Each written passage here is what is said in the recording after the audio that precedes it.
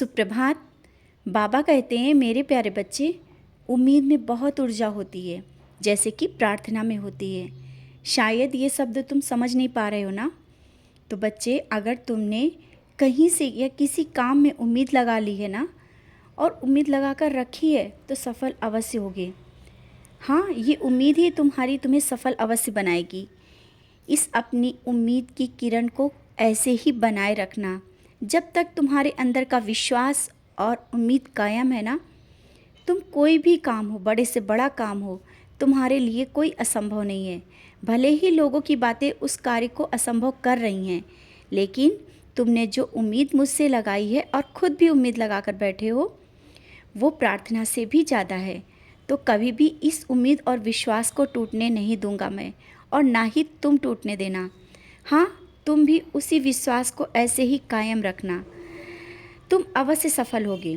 जो रोज़ रोज़ सबसे पूछते हो ना कि ऐसा मेरा काम हो पाएगा या नहीं, मैं कर पाऊँगा या नहीं, और तुम तो मुझसे भी एक ही बात का एक ही सवाल बार बार कर रहे हो, एक ही अर्जी लगाए जा रहे हो। बच्चे, मैं बोलता नहीं तो क्या तुम मेरे संकेत भी नहीं समझ पा रहे हो?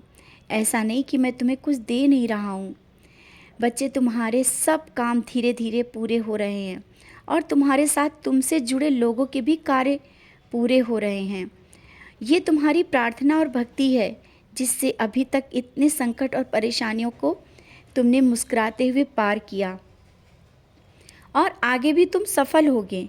हाँ, कुछ दिनों से तुम्हारे मन में ऐसा क्यों आ रहा है कि जिससे जैसा बोला है ना, उसको वैसा ही जवाब दे दूँ? यही सब विचार मन में आ रहे हैं ना? जानता हूँ, लोगों की बातों से तुम्हें गुस्सा आ जाता है, तुम परेशान हो जाते हो। बच्चे, मन को शांत करो, अपने गुस्से को काबू में करो।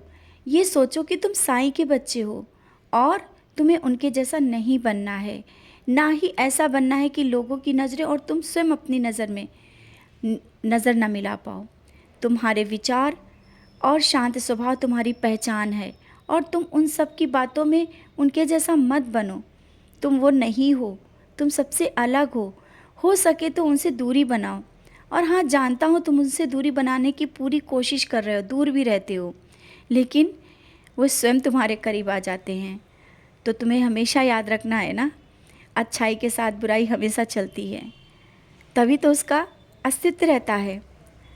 अच्छाई का अस्तित्व, बुराई तभी तो समझी जाती है और अच्छाई को भी समझा जाता है। लेकिन याद रखना, जीत हमेशा अच्छाई की होती है। अपने मन से उसके जैसा और उसके जैसा जवाब देने की भावना दूर कर दो। मत सोचो, तुम्हारी अच्छाई और शांत स्वभाव तुम्हारी पहचान है, और तुम्हारे अच्छे विचार तुम्हें बहुत आगे तक ले जाएंगे। मत बनो उनके जैसा, मत दो उनको जवाब। शांत हो जाओ, अपने गुस्से को शांत कर दो। मैं हूँ ना जवाब देने के लिए और सब कुछ समझाने के लिए।